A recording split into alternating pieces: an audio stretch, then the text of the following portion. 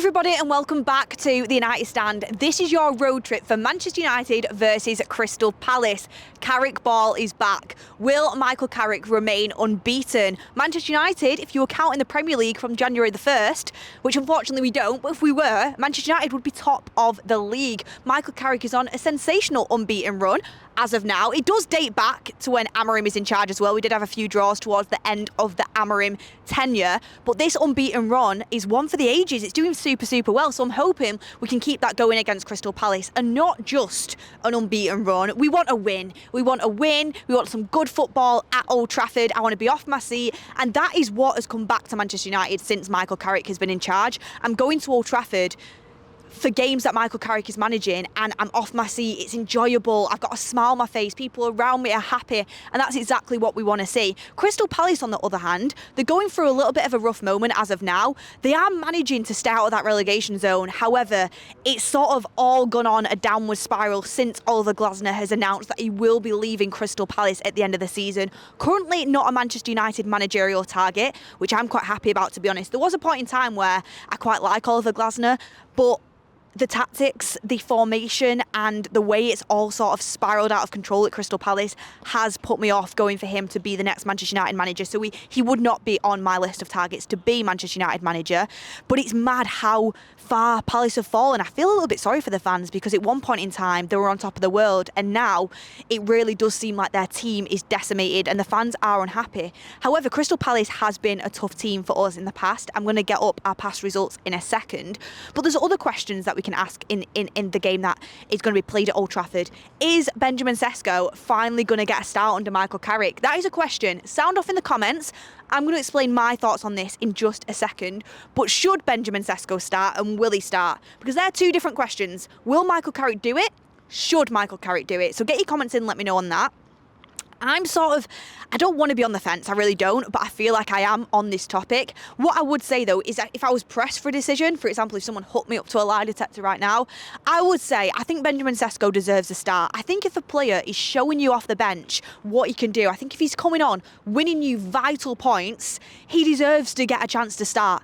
At Old Trafford, the crowd will be massively behind him. Everyone's behind Benjamin Sesko right now. I think it'd be a really good opportunity to build on that confidence, because I think Michael Carrick has handled him perfectly, by the way. I think Michael Carrick has built up his confidence. He's definitely improved. I think he's looking much more aggressive. I still want more aggression from him when he comes on the pitch. I think he's looking much more energetic. He's using his pace well. Him and Mbeumo are building quite a nice partnership. That's another reason why I think Sesko should start, because I think it'll benefit Brian Mbeumo as well. But there also is reasons as to why Carrick might keep the lineup the same, and why we will probably, I would say, more likely going to see an Mbeumo, Cunha and Ahmad front three. But what would you go for? Let me know. I'm going to get more into that topic in a second. However, Crystal Palace, the club from London that causes us multiple problems each season, they are on a little bit of a poor run right now. They are in a little bit of a struggle as a football club. However, you can't discount Manchester United's form against Palace under multiple different stages in their club's life. For example, Crystal Palace have been a poor side. They've still come and beat Manchester United. Crystal Palace have been absolutely flying. They've beat Manchester United. They have been a tough team for us to play against. So the last result we had against Crystal Palace, it was as if we were turning the tide. We actually won that game 2-1. A tight game, but we won it.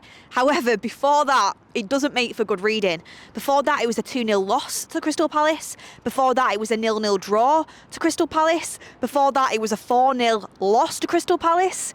I don't know if it's the exact game that we had that iconic Goldbridge clip where he's just, talking and talking. I won't repeat what he was talking, and then he just suddenly goes 3-0 to Palace. And it makes me laugh every single time. But that 4-0 to Palace, that was a tough pill to swallow. That was a tough game to watch. I remember, I think that was a game where, was it Elise had a camera on him or something, or it was ref cam or something like that, and you just saw Casemiro fall into the floor. That was in a real low for Casemiro at his time at Manchester United, and it's incredible really to see how Casemiro has bounced back from that moment. He literally looked down and out in Manchester United in that game, really not at his best at all after having such a good first season at the club, and then he's overcome that. He's absolutely chiselled now. He's in fantastic shape and he's having an incredible season. And we're going to miss Casemiro when he goes. And that just shows in football, if you've got the right mentality, if you've got the right mindset, if you've got the hunger, the ambition, still at that level, when you've won 5 Champions Leagues, you've still got the hunger, the ambition, the mentality to get yourself into the best possible shape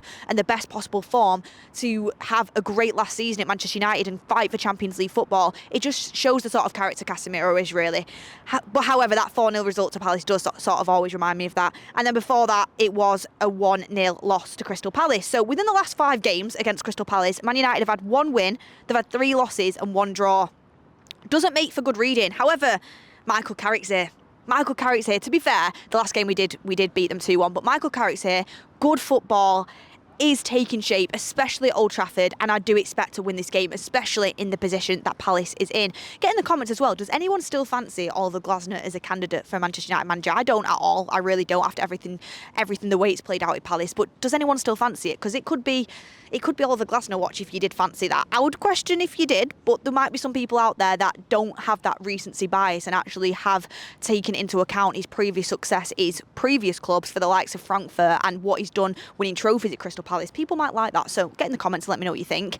The recent time at Palace has put me off, but it's also Adam Wharton watch as well. It is Adam Wharton watch a little bit. Look, I've said on multiple shows, I think Adam Wharton is an absolute top quality player.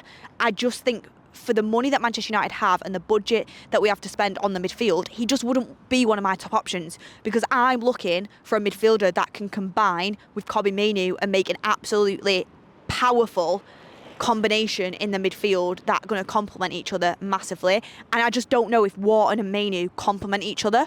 I think they do very similar roles. They are different. They are absolutely different. But I think Mainoo can do what Wharton does. I think Wharton is a fantastic player, but I also think Mainoo is a fantastic player. And I'm just laser focused on Elliot Anderson. I want someone robust. I want someone who can do absolutely everything. He's firing on all cylinders. And I feel like that is Elliot Anderson. But I still think Adam Wharton's a quality player. If we signed him, I wouldn't turn my nose up at it at all. So I'm going to be interested to see if he passes that Old Trafford test.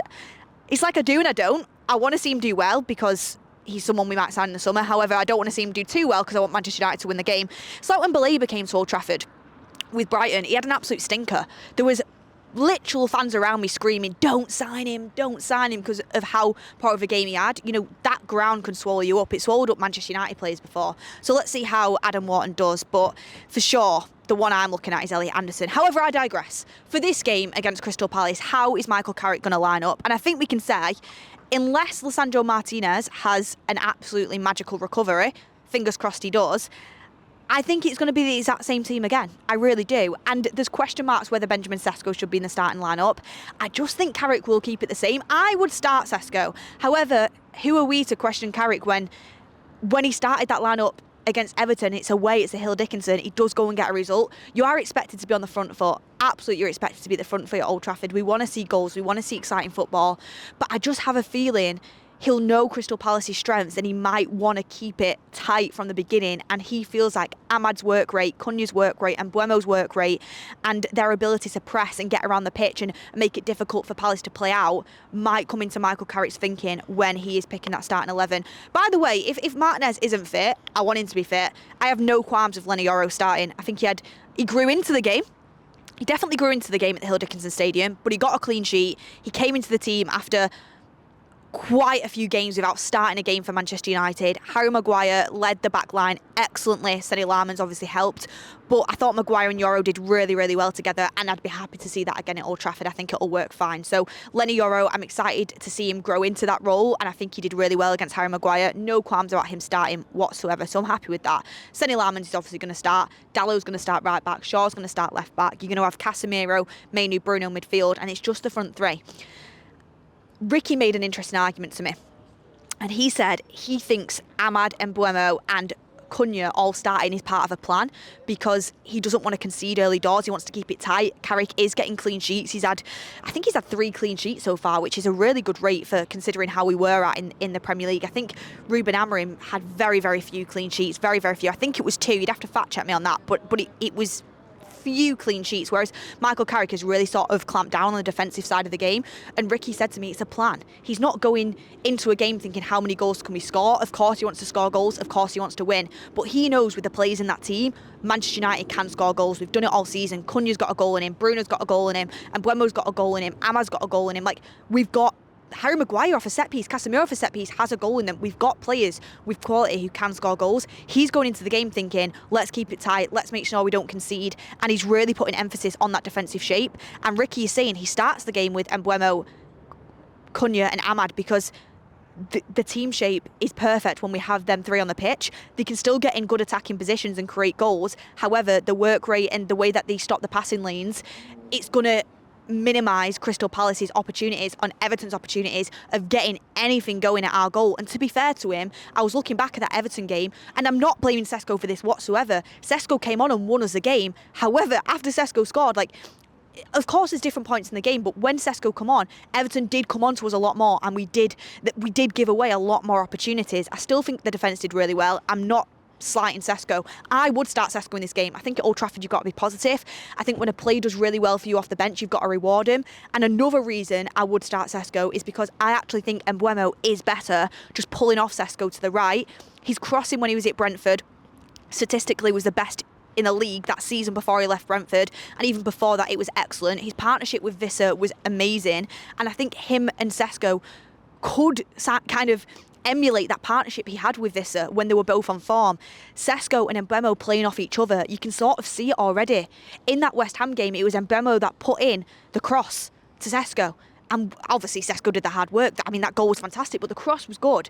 And then it was Mbeumo again who give that pass to Sesko when he put it in the back of the net to win them 3 points against Everton. Even in the Chelsea game at Old Trafford when Sesko knocked it on and Mbeumo was running onto it and Sanchez got sent off, that was their partnership sort of coming to life. So I do think when Mbeumo can put them crosses into the box, but he can also cut in on his left foot and take shots, that is his best area. He is one of our best players. He's definitely one of our best attacking players. You want to get the best out of Mbeumo as well, and the best out of Mbeumo, even though he can play down the middle, is off the right. And then it's just whether you go and you want to start playing with your target man number 9. Like, we bought a striker in for a reason. You do want to keep seeing him getting games. You do want to keep seeing him, getting opportunities. And as well as he's doing off the bench to build his confidence, you want to see him starting games. Of course you do. So, and I think to myself, if he can't start in this game, when is he going to be able to start? When is he going to be ready? But I think in the back of Carrick's head, he'll be thinking, I don't really want to change a winning team. I don't want to change too much because it's working for me. So it's an interesting debate. Get in the comments what you think. If Sesko does start, I do think it would be Ahmad that drops to the bench. I think Cunha will start as well. But I think Cunha had a bit of time on the bench. Sesko definitely had time on the bench. And Mbeumo's our best attacker. So I'd be very shocked to see him on the bench. I do genuinely think he is our best attacker.